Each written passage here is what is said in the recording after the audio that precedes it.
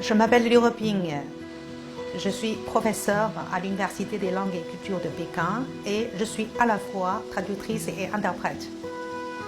J'ai commencé l'apprentissage du français après le lycée. J'ai eu la chance de rentrer à l'université lors du premier concours national à propos de la première promotion après la révolution culturelle. Après, bien sûr, je suis allée en France et j'ai fait mon DEA et mon doctorat à l'ESIT, une école d'interprètes et de traducteurs. Pourquoi créer cet institut finalement? En Chine, la traduction ou l'interprétation était enseignée toujours dans des écoles des langues étrangères.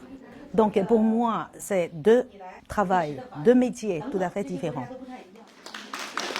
Au niveau de notre université, de BLCU, bien sûr, c'est l'Institut d'interprètes et de traducteurs qui a pris l'initiative de lancer ce programme, ce concours.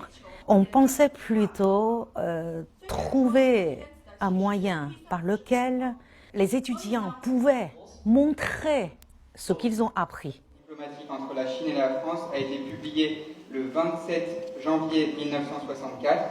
La première édition, c'était le concours d'interprétation et de traduction de BLCU. Et la deuxième édition, l'année dernière, ça s'est déjà devenu deuxième édition, mais internationale, d'interprétation et de traduction. Cette année, c'est la troisième édition.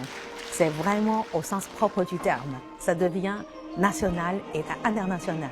3000 inscrits représentant plus de 170 universités et à peu près de 10 pays différents.